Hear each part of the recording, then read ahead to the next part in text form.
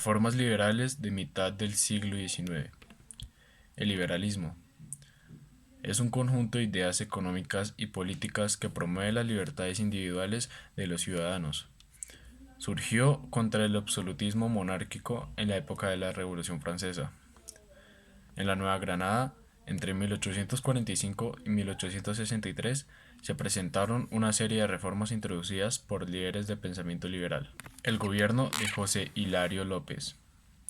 En 1849, el Congreso eligió como presidente al general caucano liberal José Hilario López. Por primera vez se eligió un presidente que integraba uno de los recién creados partidos políticos. Con su equipo de gobierno, López implementó un programa de reformas que transformaron al país, inspiradas en las ideologías liberales europeas y estadounidenses. Reformas económicas. En el aspecto económico, las principales reformas llevadas a cabo durante el gobierno de López fueron la libertad de los esclavos y la eliminación de los resguardos. La Ley de Mayo de 1851, vigente desde enero de 1852, decretó la libertad para quienes seguían siendo esclavos. La mayor parte de los esclavos libertos pasaron a ser trabajadores agrícolas asalariados. Por otra parte, las tierras colectivas de las comunidades indígenas se eliminaron para poder negociarlas. Esta medida perjudicó a los indígenas, quienes se quedaron sin tierras y se convirtieron en asalariados o arrendatarios en las haciendas, y benefició a los terratenientes que pudieron acumular más propiedades. Reformas políticas y religiosas. Con estas reformas se pretendía modificar la relación existente en la época colonial entre la Iglesia y el Estado. Se tenía la intención de separar el poder estatal del poder religioso. En este sentido, las reformas más importantes fueron el, el desafuero eclesiástico, es decir, que los miembros de comunidades religiosas debían ser juzgados en tribunales civiles. Hasta ese momento eran juzgados en tribunales eclesiásticos formados por miembros de la Iglesia Católica. El nombramiento de curas párrocos por parte de los cabildos municipales, es decir, por autoridades civiles. Antes de ese momento eran nombrados por los obispos de cada región. La eliminación del pago a los sacerdotes por sus actividades pastorales. Antes, las personas debían pagar por los servicios religiosos.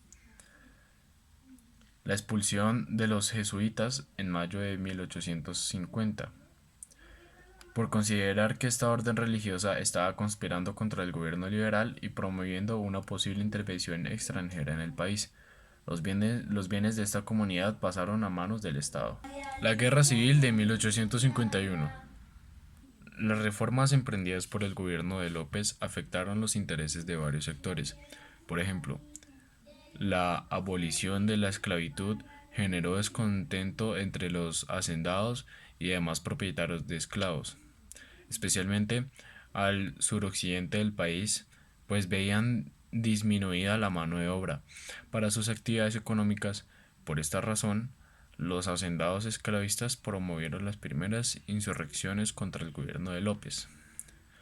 Por otro lado, las medidas tomadas durante ese gobierno para reducir el poder de la Iglesia Católica, como la expulsión de los jesuitas, fueron un factor que se sumó al conflicto. Muchas comunidades religiosas y políticos católicos pertenecientes al Partido Conservador defendían los privilegios eclesiásticos. Así, en 1851 estalló la Primera Guerra Civil en la que se vieron envueltos los partidos liberal y conservador. El desarrollo de la guerra. La guerra comenzó en el suroccidente de la Nueva Granada, promovida por las élites locales hacendadas y esclavistas, en la provincia de Popayán. Una junta de líderes de la insurrección decidió enviar a Sergio Arboleda, miembro de una familia de hacendados, esclavista y conservadora, a conseguir recursos en Ecuador para financiar el conflicto.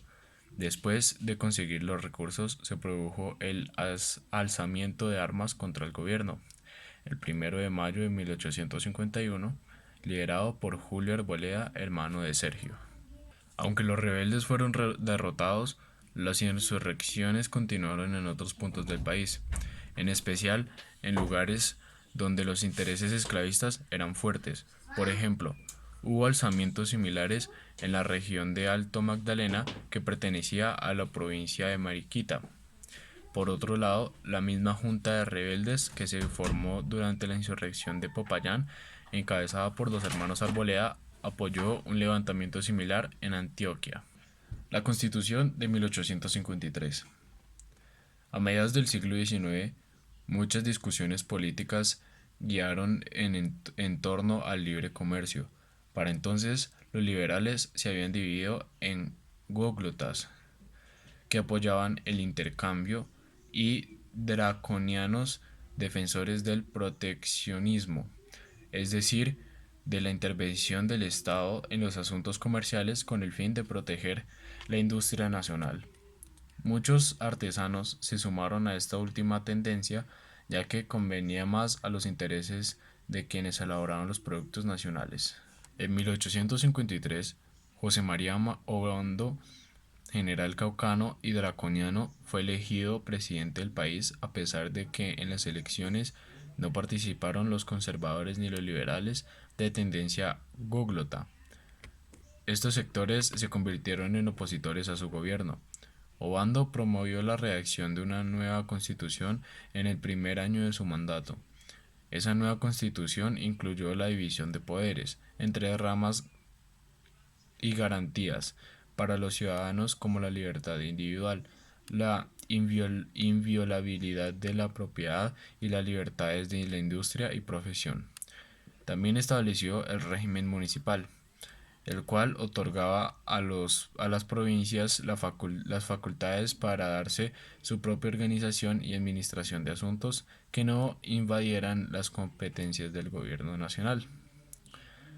Si bien estas nuevas medidas fueron bien recibidas por ciertos sectores de la población, los miembros de la oposición agudizaron el descontento de ciertos sectores, por lo que siguieron dándose conflictos por razones políticas.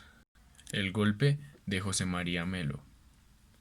El descontento que generaron las reformas de mediados del siglo llevó a algunos grupos descontentos con las modificaciones del sistema político a utilizar vías de hecho.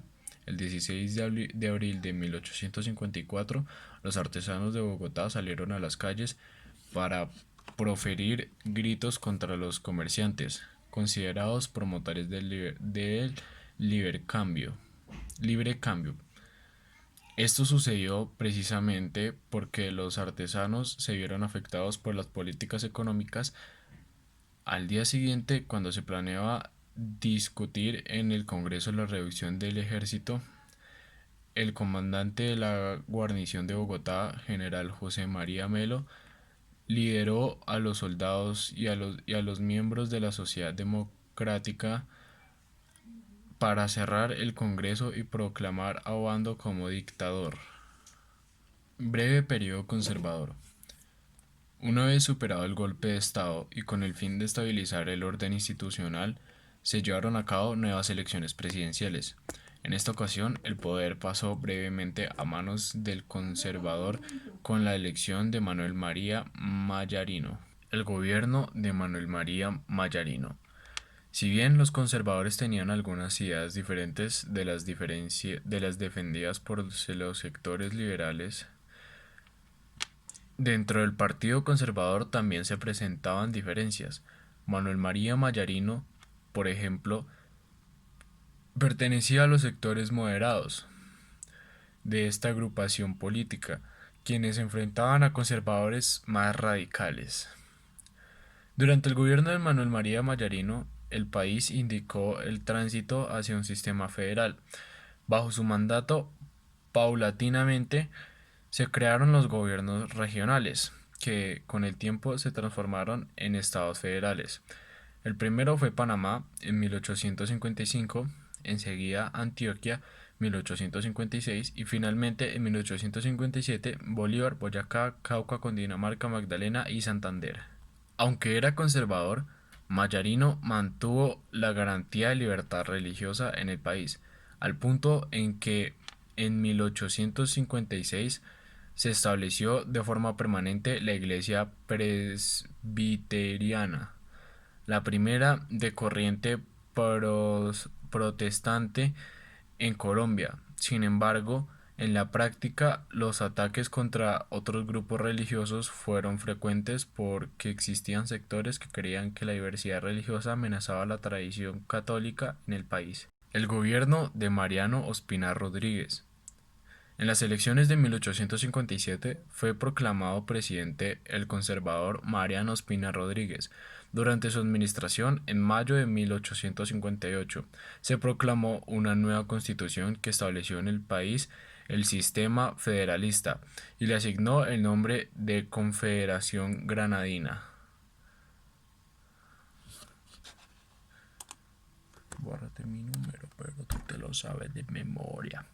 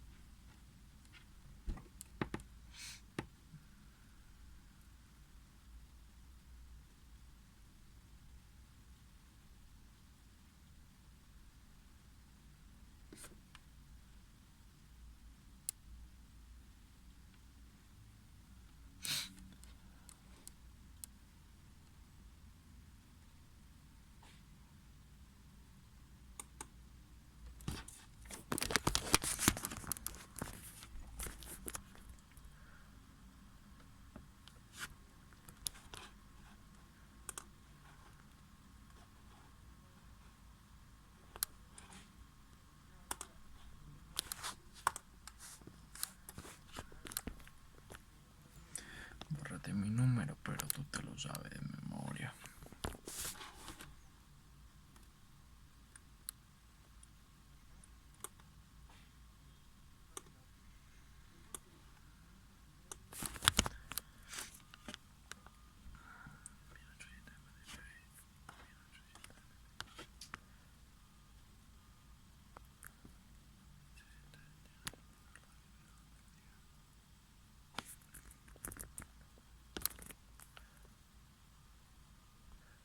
La Guerra Civil de 1859 a 1862. Desde el inicio de su gobierno, Mariano Ospina Rodríguez debió hacer frente a la oposición de los liberales. La situación empeoró cuando en 1859 el Consejo expidió leyes sobre elecciones, educación y creación de intendencias nacionales fueron tomadas como una intromisión en los asuntos de los estados. En julio del mismo año, el estado de Bolívar se levantó en contra del gobierno. Este ejemplo fue seguido por Cauca en mayo de 1860, como un levantamiento armado dirigido por Tomás Cipriano de Mosquera, cuyo objetivo era derrocar al gobierno conservador. Cauca y Bolívar conformaron los Estados Unidos de la Nueva Granada, que desconocían la autoridad de Ospina y reivindicaban la Constitución de 1858. Varias regiones se sumaron a esta iniciativa. El ejército rebelde se tomó Bogotá a mediados de 1861 y con el aval de representantes de Bolívar, Boyacá, Cundinamarca, Cauca, Magdalena, Tolima y Santander formaron el Pacto de Unión de los Estados Unidos de Colombia. La guerra civil finalizó en 1862.